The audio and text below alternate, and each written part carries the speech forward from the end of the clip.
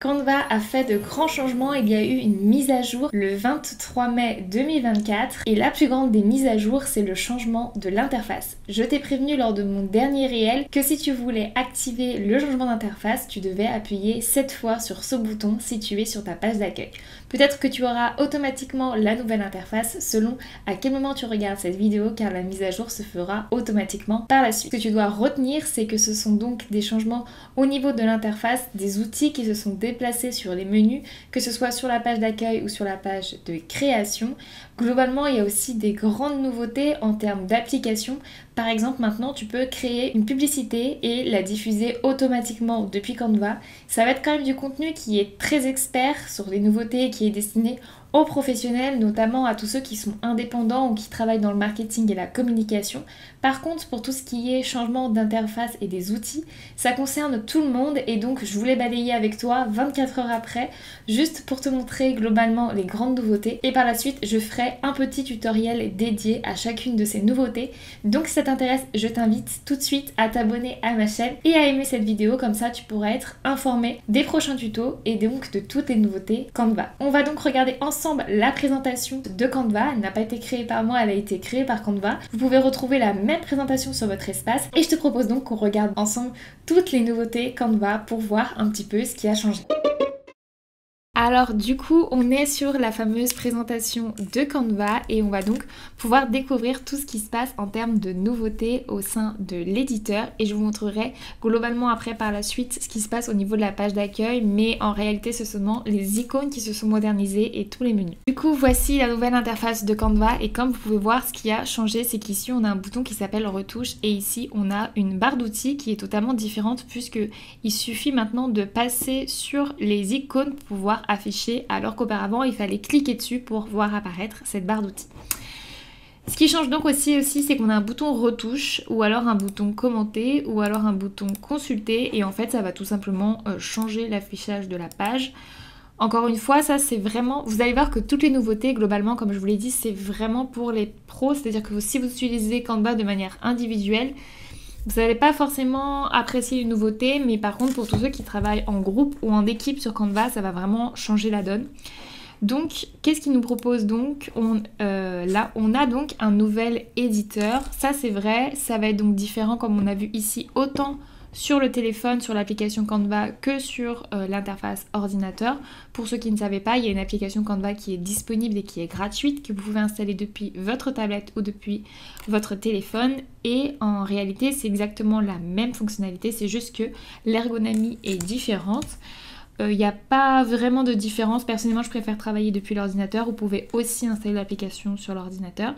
Mais pour ceux qui me suivent ou qui font partie de la communauté Madame Canva et de ma formation, ils savent les grands avantages de travailler sur Canva navigateur vs application parce que vous pouvez créer beaucoup plus rapidement.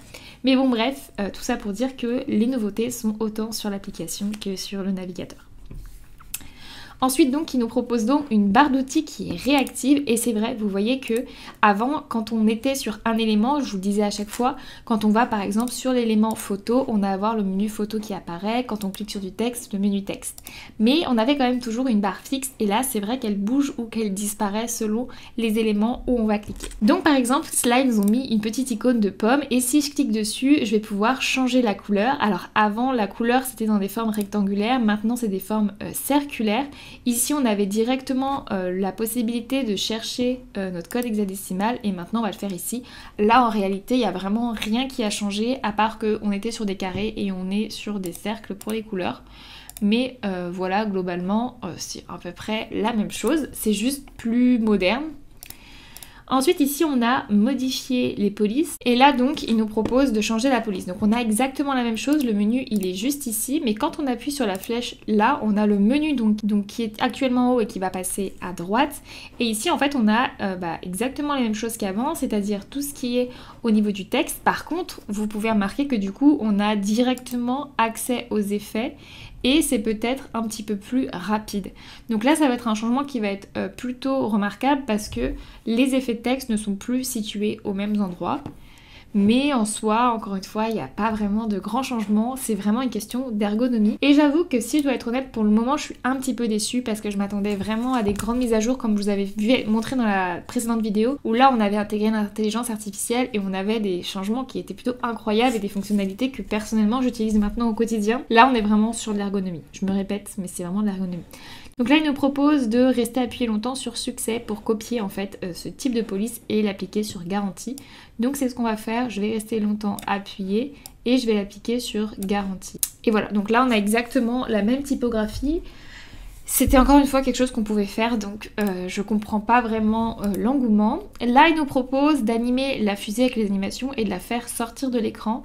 Ça, c'est pas du tout une nouveauté Canva si vous avez déjà regardé mes précédentes vidéos, parce que vous pouviez déjà le faire. Donc vous allez dans animer puis dans créer une animation. Et là, vous pouvez en fait tracer le chemin donc, de votre objet. Là, le but, c'est de la faire sortir d'écran, donc j'ai juste à faire comme ça. Et là, vous voyez que la fusée disparaît. Et je peux ajuster ici la vitesse de l'élément.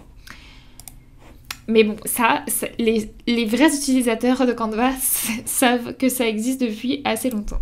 Ensuite, on a plus d'options de retouche. Donc le nouveau panneau va nous permettre d'accéder à tous les outils pour affiner les retouches et on nous propose de tester ça à la prochaine page.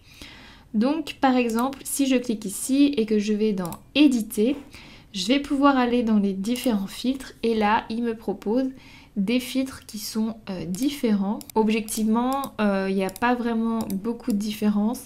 L'outil n'a pas changé, ils ont certainement rajouté quelques filtres, mais encore une fois, il n'y a pas vraiment un changement notable. C'est vraiment cette ergonomie qui change. Et du coup, il va falloir reprendre l'habitude parce que les repères changent un petit peu. Ensuite, il nous propose le rognage intelligent, mais même chose, ça existait déjà. Donc on va tester ici, on va cliquer sur rogner et on va faire le rognage intelligent. Et là, il nous propose automatiquement donc un meilleur plan sur l'image. Et si je vous fais un avant-après, c'est vrai que c'est beaucoup mieux. Alors pour le coup, le rognage intelligent, il existait déjà, mais il n'était pas aussi performant. Donc, il y a une possibilité qu'ils aient tout simplement amélioré l'outil. Ensuite, il nous propose d'exploiter toute la puissance de l'intelligence artificielle. Nos outils d'IA redéfinissent la nature et la manière dont vous créez avec Canva. Et sur la page suivante, découvrez l'un de nos derniers outils en action. Du coup, on va regarder un petit peu qu'est-ce qui se passe au niveau de la capture magique. Et c'est marrant parce que sur ma dernière vidéo tutoriel de la capture magique, j'ai l'une d'entre vous qui avait déjà eu la nouveauté sur son Canva et qui m'avait dit qu'elle avait remarqué qu'il y avait déjà une différence avec mon tutoriel. Du coup, il faut que je le filme et que je vous le partage à nouveau. Donc on doit sélectionner la photo de l'astronaute et on va aller dans Studio Magique, puis sélectionner la capture magique. Alors on va aller dans Éditer. Là, on est dans le Studio Magique et on va prendre Capture Magique. Il y a un petite couronne parce que c'est disponible uniquement pour la version Pro. Mais on va tester. Et là, on va sélectionner les objets à capturer. Donc, je vais prendre... Ah, d'accord. Je vais prendre directement la personne et je vais faire capturer. Et là, j'ai bien mon astronaute que je peux déplacer. Alors... Pour moi, c'est une grande nouveauté dans le sens où je vous l'avais déjà expliqué. Quand on prenait une capture magique, à l'époque, il capturait automatiquement un élément d'une photo et on ne pouvait pas trop choisir. Et donc, quand je vous avais montré l'exemple, je vous avais dit que justement, pour moi, c'était le défaut de la capture magique, c'est que je ne peux pas choisir quel élément je veux capturer sur mon image.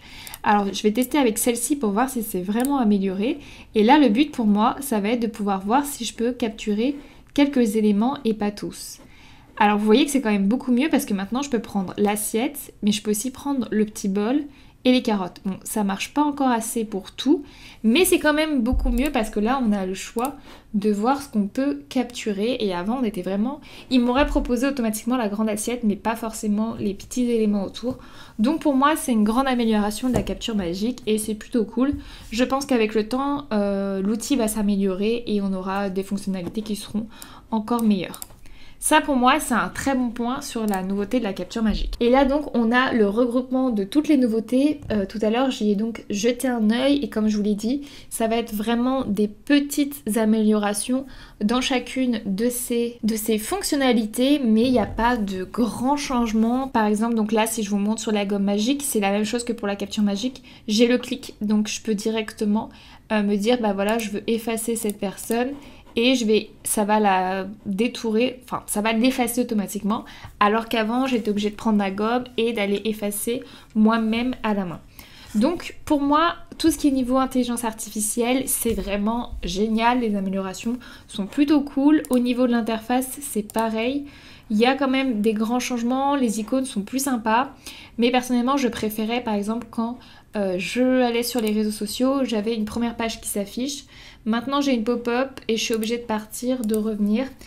Objectivement, je pense que c'est vraiment une question d'habitude. Pour le moment, en tout cas, j'ai pas remarqué de changements qui sont notables, mais si c'est le cas, je vous ferai des réels et des petits tutoriels à chaque fois. Et je vais aller surtout creuser pour vous trouver les dernières pépites. En tout cas, si toi tu as remarqué quelque chose d'intéressant, n'hésite pas à me le dire en commentaire et j'irai jeter un œil. Si tu veux aller plus loin, tu peux regarder mes autres tutoriels sur Canva. Tu peux aussi télécharger mon guide gratuit en bio ou alors me rejoindre au sein de ma formation Madame Canva pour apprendre la méthode qui va te permettre de créer des visuels impactants en 3 étapes. On se retrouve très vite pour un nouveau tuto et n'hésite pas à me faire tes retours en commentaire. À bientôt!